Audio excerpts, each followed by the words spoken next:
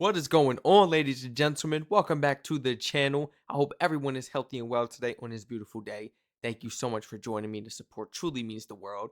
Today we'll be reacting to why Canada has a terrible US problem. Highly recommended.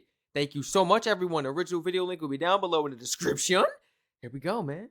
Prime Minister Mark Carney is here in Beijing. Canada moves away. Prime Minister Mark Carney is here in Beijing. Canada moves away from dependence on the United States. Canada is looking for options. Exactly. President Xi and I are announcing that Canada and China are forging a new. Didn't I just say that? Didn't I just say?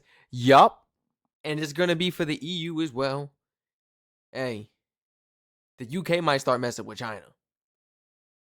The UK actually is messing with China. The UK and the EU, to be exact.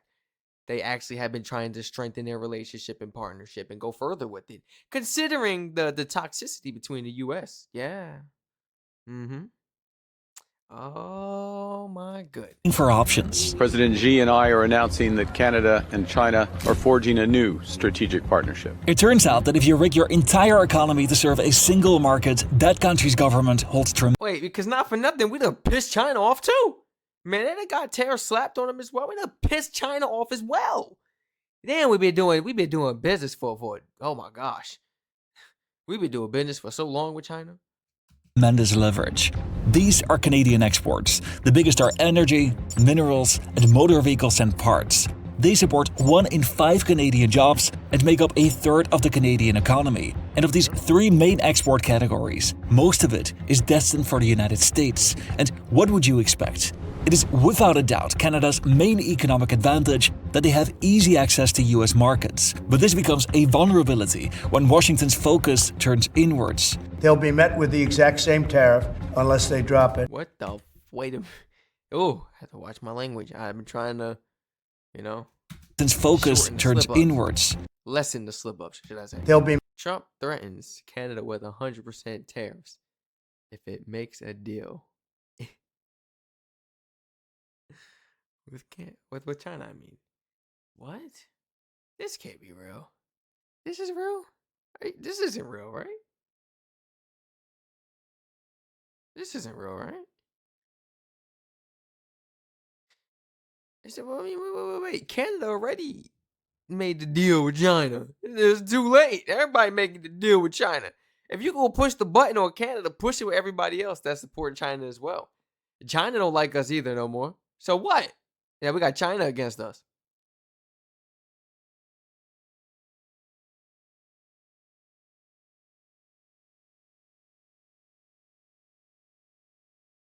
It's bad. Yeah, this is bad. It really does suck. I'm not gonna lie. Even countries within the ocean ain't messing with us. Ain't messing with us at all. But this becomes a vulnerability when Washington's focus turns inwards. They'll be met with the exact same tariff unless they drop it. U.S. President Donald Trump is threatening to impose a 100% tariff. Is it possible for Canada to become independent from the United States? Or are they locked in by geography? This is Canada's US problem with hindsight. You cannot live within the lie of mutual benefit through integration when integration becomes the source of your subordination. Canada is currently pushing for what they call strategic autonomy. Many countries are drawing the same conclusions, that they must develop greater strategic autonomy in energy, food, critical minerals, in finance and supply chains. The challenge, however, is that the United States is by far the easiest foreign markets to serve. Europe is far away, and major industrial regions like Ontario would have to cross the Rocky Mountains to reach markets in Asia. But Canada is up for the challenge. The way that they're trying to become more autonomous is actually much simpler than you may expect, and they have been in this position before.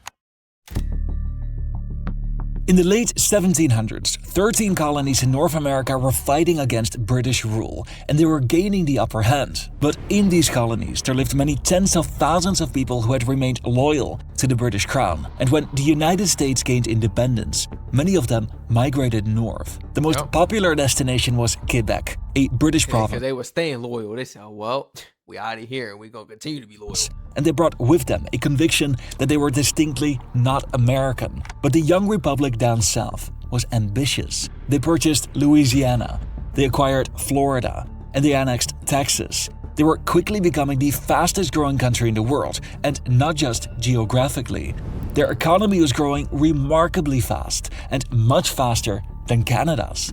This presented both a challenge and an incredible opportunity. Early leaders in Canada wanted to remain separate from the United States, but they also saw the benefit of having access to this immense customer base. So in 1854, they made a deal. On the front page of the New York Times, the Reciprocity Treaty was the top story.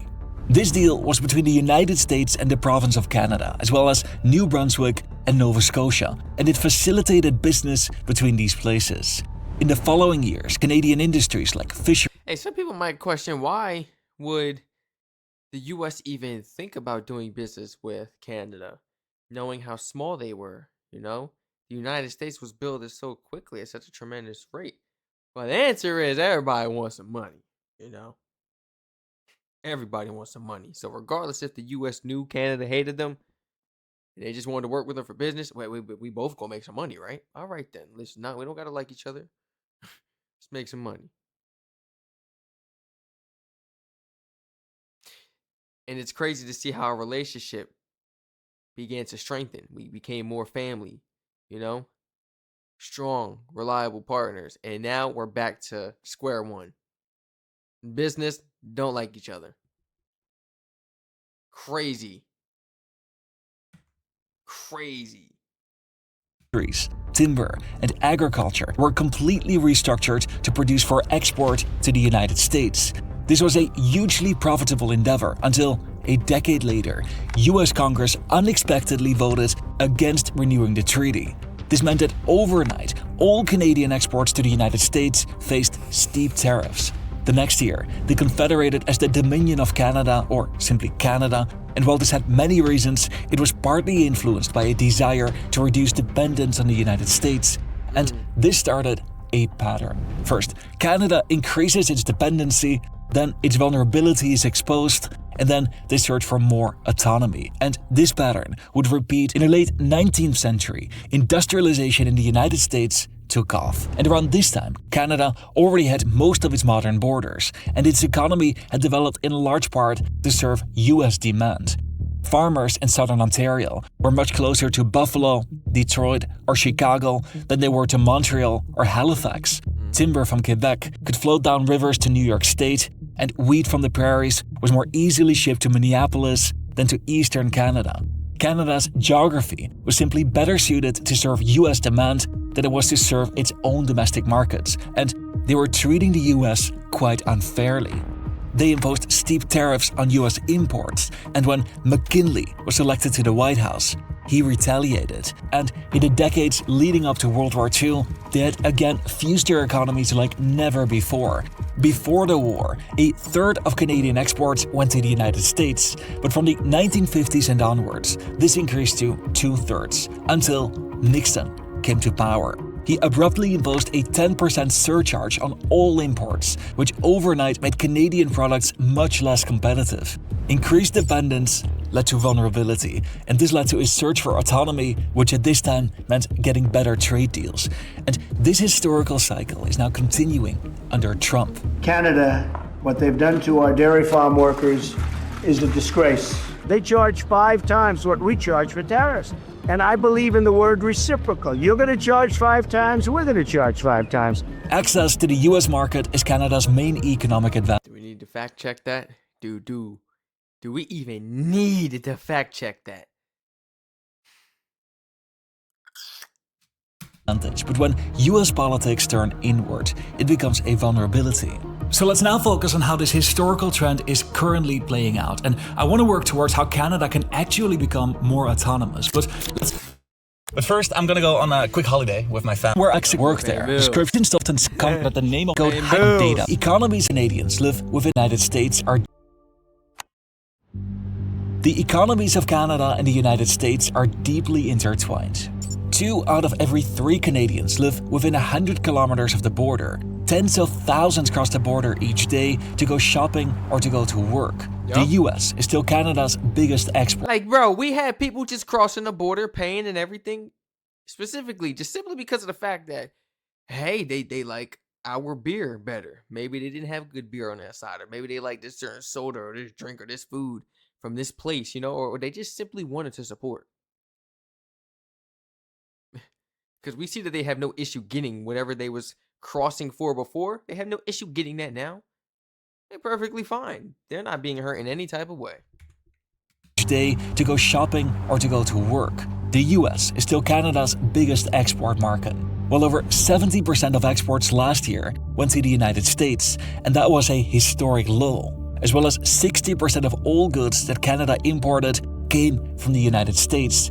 They mainly export energy, which made up 25% of exports in 2024, and they mostly import motor vehicles and consumer goods. But Canada's government is currently tasked with reducing its dependence on the United States, and this might actually be much simpler than you might expect. And we believe that not only would trade benefit our neighbors, it would open new markets, new opportunities for businesses and investors. The US-Canada border has gradually been stripped of any barriers. This is mostly visible in car manufacturing. Parts and materials to produce a single car crossed the border multiple times, which was made possible with the Auto Pact in the 1960s.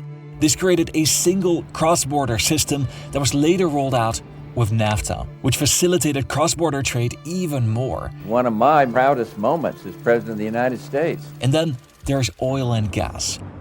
It's been called one of the largest oil discoveries in the past few years. The Canadian oil sands industry is thriving. Most of this is produced in Alberta. This vital energy resource creates good-paying jobs, and not just in Canada. There are currently 80,000 U.S. jobs associated with Canadian oil sands. Canada was fortunate enough to have so much oil and gas that it far exceeded what they needed themselves. So they could have built an industry to refine oil domestically and to export this to foreign markets. But that would carry a lot of risk. Such refineries cost billions to construct, and they operate with very thin profit margins. Alberta is landlocked by the Rocky Mountains and the Coast Range, making it more challenging to export to markets in the Pacific, whereas the United States had a huge domestic demand. It was right there across the border, and they had already built the type of refineries that Canada needed. So Canada made the strategic decision not to build this market domestically, but to invest in a complex network of pipelines to bring this oil and gas from producer zones in Canada to refineries in the United States. This created an interdependence where US refineries needed Canada's crude oil and gas, and Canadian producers can That's exactly what I was thinking. You know, certain areas could be an issue because of the terrain and everything, the mountains and whatnot. But even if a place is really far, like if the distance is really far, you can still reach them with pipelines. It's gonna take some time. It's gonna cost some money. It's gonna be a project, but you could still reach them. Now I'm not talking about from Canada to Australia now. That's ridiculous. Do you know how much money and how long that would need to be? How much power it would take for that to reach Australia so quickly? Man. But I'm talking about like closer foreign countries, you know, closer to Canada and that. Pipelines is the way to go, baby.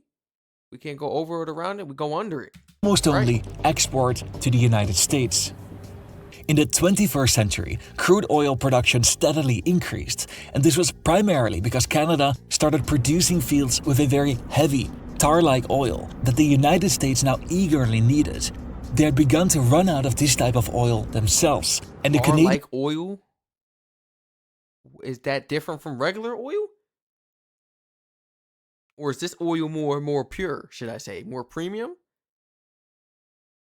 Like, you know how you go to certain gas stations, you be like, oh, don't use their gas. You don't know what their gas is or where they're getting it from. Or what type of gas it is or what it's mixed with, you know? So I go to like certain gas stations. Is it like that as well? Or all the oil out there is pure? I gotta stop saying gas. Forgive me, guys. I've been in the habit of getting out of it. I've been saying petrol lately. You know, petrol. But, what's the difference? The thicker, the better? Or am I just talking now? Let me know. Am I just talking? Maybe I'm just talking. I'm probably just talking, or maybe like what it's mixed with. I don't eagerly needed. They had begun to run out of this type of oil themselves, and the Canadian oil was needed to keep their expensive refineries running. All of this I knew it. That's what I said premium for. Expensive refineries. Man, yes. Yes, that goes for the high-end vehicles. That goes for airplanes and ships, cargos, all that. You know? Construction equipment, everything, man. Military. The military, man. We need that good. We need that good quality oil. Yes. Not that watered down type of oil that's Come on, I done seen different types. I done seen different types. shows that over the last couple of decades that the Canadian and American economies got even more intertwined. This is the first step in the historical pattern, and this is followed by the US exposing Canada's vulnerability. Thank you very much. Wow. Oh, really? Trump had a different view on their trade relationship. The fact is, NAFTA, whether it's Mexico or Canada, is a disaster for our country. I have long contended that NAFTA was perhaps the worst trade deal ever made and lost 4.1 million manufacturing jobs and 1 in 4 auto jobs. He threatened Canada with tariffs, but the US now had also become more dependent on Canada.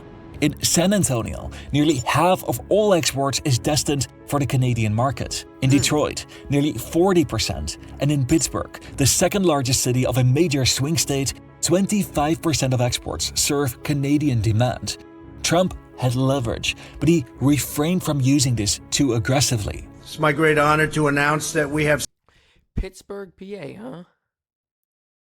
I'm about 45 to an hour away from there. In traffic, 2 hours.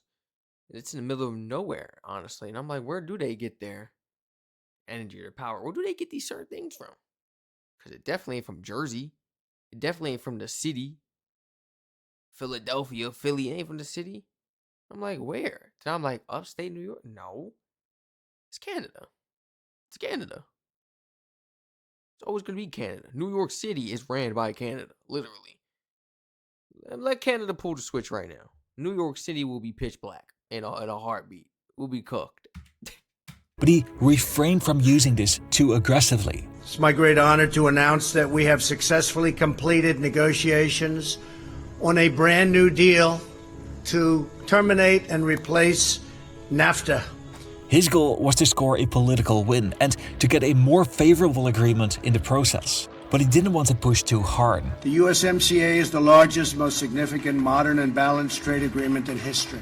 As part of our agreement, the United States will be able to lock in our market access to Canada and Mexico. In reality, the new trade agreement was better for the United States, but it remained the same in its core. I just, like, based off of those words he just said, he didn't mention them, the benefits for them. It's just for us.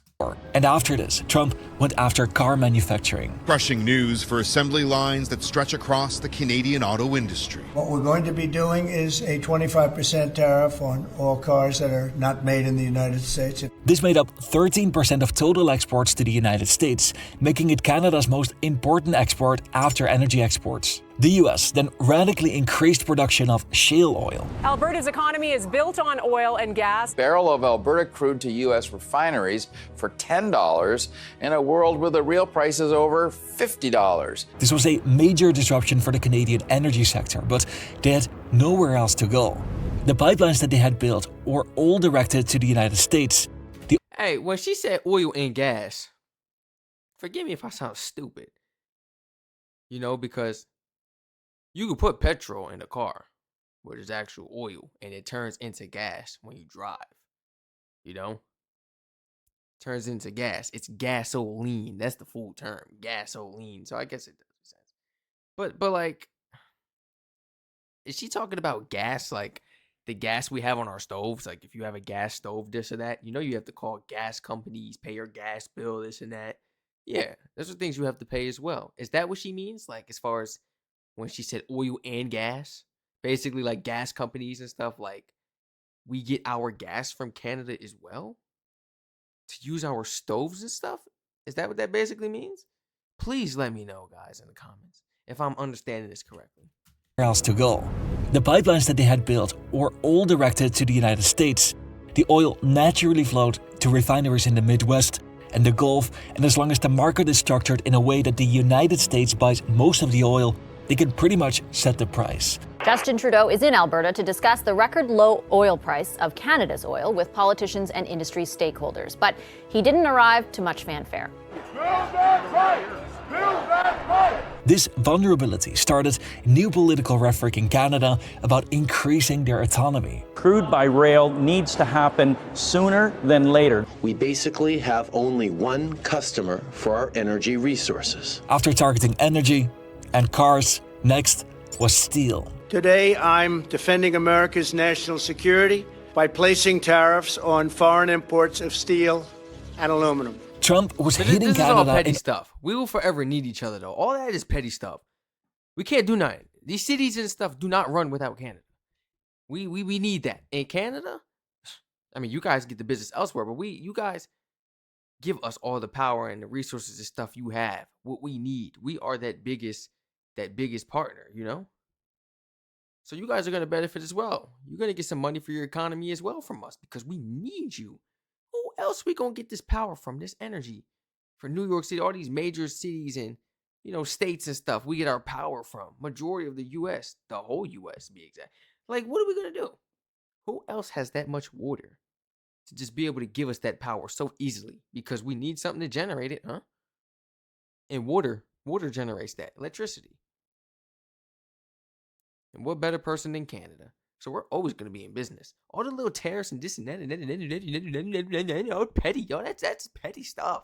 Petty. All the places where it hurt them the most, and Canada responded with targeted counter tariffs that were deliberately aimed at politically sensitive areas. Canada imposed tariffs targeting steel in Pennsylvania and orange juice in Florida. And now Canada pushed for more autonomy. That reflects the shared values between Canada and Europe. Trudeau signed a new trade deal with the EU and with countries in the Pacific. 11 countries are set to put pen to paper on a mega free trade deal in the coming hours. And their push for autonomy is perhaps best visible with energy. Between Alberta and the Pacific coast exists this pipeline for natural gas, and this minor pipeline for oil that had existed since the 1950s. But it was a small pipe with limited productivity, and this constrained Alberta's oil exports to the United States. But in 2018, the Canadian government put their weight behind finishing the Trans Mountain expansion. This pipeline connected Alberta's crude oil to ports on the Pacific, from where it could be sold to countries in China and Japan. If Canada could reach customers beyond the United States, it would gain bargaining power. The way to think about Canada's current push towards more autonomy isn't that they're trying to reduce their economic integration with the United States. What they're trying to do is to get more options, which would give them more bargaining power in Washington. Their vulnerability is Washington's leverage. The Trans Mountain expansion is now able to transport 20% of total Canadian crude exports, but it's currently only using about half of its capacity. Through these types of projects, by building new factories and terminals to help bypass the United States, Canada is gaining options which it can use to reduce Washington's leverage. We're competing for the same business. He wants to make cars, we want to make cars, and we're in competition. And the advantage we have is we have this massive market. Trump challenges the view that Canada... What are we in competition for? Let's make some money together. We both make great vehicles. Let's combine and let's do this.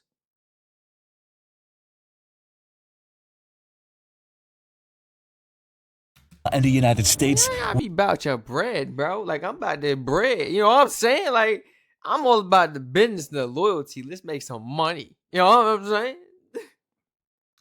All this little petty stuff. He literally just, like, what? We have this massive market. Trump challenges the view that Canada and the United States work as a single entity. That's simple. Make Canadian American vehicles and sell them. Sell them between Canada and the United States. Break the profit. That's it. Just split the revenue. Because you're still going to weigh out and get more profit as to what you both put in to make the car. And to keep it 100, me as an American, I feel like if a car in my country is made from another country, like part of it, I don't care if it's Japan, Korea, Canada, yeah, British, you know what I'm saying? it needs to be worth a little bit more because we know the American vehicle, the average American vehicle sucks. Sucks. Come on. You know what I'm saying? They break down a lot. They got a lot of mechanical issues. So I feel like it should be worth a little bit more. Meaning you could upscale the price. You could upscale the price.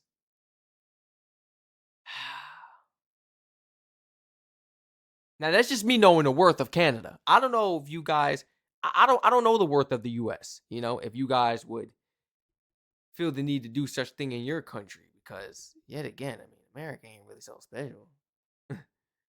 Would you guys really consider, oh, it's a special country, so let's upscale the price? Canada's really the special one, the more unique. And I feel like you could raise the price for that and everybody would be happy. Why? Why has this not happened? Why is nobody thinking of these ideas? I know I'm a YouTuber. I am a YouTuber. I'm a YouTuber. There's no way I'm the only one thinking of this. I'm just a YouTuber. I'm just a content creator.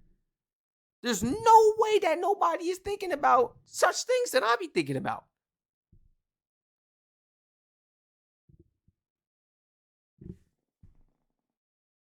And he looks at Canada as a competitor. The problem we have is that they want a car company and I want a car company. They want steel and we want steel. You know, so in other countries, they're very far away and there's no problem. You can compete and you can do. We don't like to compete because we sort of hurt each other when we compete. And so we have a natural conflict. It's a natural business conflict. Nothing wrong with it. This is what Carney seeks to balance. Canada and China have immense strengths and complementary strengths. China isn't a replacement, it's a counterbalance. I mean, I did say a replacement, but it's not because we still do business, but it is a counter. That does make way more sense. I do like how you policies expose the vulnerabilities of a one-market economy, and Canada seeks leverage by getting options. Canada now has set the goal of doubling our exports to China by the end of this decade. Canada's push for autonomy has historically been reactive and not strategic. Whenever US policy turned inwards, Canada scrambled to diversify, just like we're seeing right now. But when the United States became cooperative and predictable again, those efforts lost urgency and funding. Ironically, their search for autonomy historically didn't mean that Canada loosened its integration into US markets. Their access to this massive customer base remains Canada's main economic advantage, and decoupling its economy is neither the objective nor is it desirable. Instead, the search for autonomy was often directed at becoming partners with the United States on more favorable terms. Becoming more autonomous is about risk management. They want to become less susceptible to US pressure, and they do this by gaining options. So a huge shout out to the people that joined as the first channel members of Hindsight since I started this about a month ago. The YouTube algorithm can be a little bit unpredictable, and unfortunately over the last couple of months we've lost a lot of sponsorship opportunities, and I want to keep investing in making these videos better, and with every video I'm trying to improve. Hey, your videos are amazing, man. He goes so into depth with his videos. It's amazing. You deserve all the sponsorships that you could possibly get. I'm serious. I like videos like this. It really get me start asking questions. It make me dig deeper into it. This video was 17 minutes and my video is 30 minutes. You see what I'm saying? Because I got questions. I'll be putting my input in, like providing my input. I really do enjoy videos like this. This is an amazing video, man. Original video link will be down below in the description. Seriously. I don't want to like skip through. I think, okay, the video finishes there. Guys, please feel free to like, comment, subscribe, turn on post notifications on, share your honest thoughts and opinions and future projections down below in the comment section. Follow the Twitch and all my other YouTube channels as well in the description. I love you all so much. Stay safe, and I hope to catch you all in the next reaction video. Seriously, hopefully we can fix some things. You know, we're gonna forever be business partners, but it's more about the loyalty, strengthening that partnership. You know, that friendship, and getting back to where we were originally. But will that ever happen?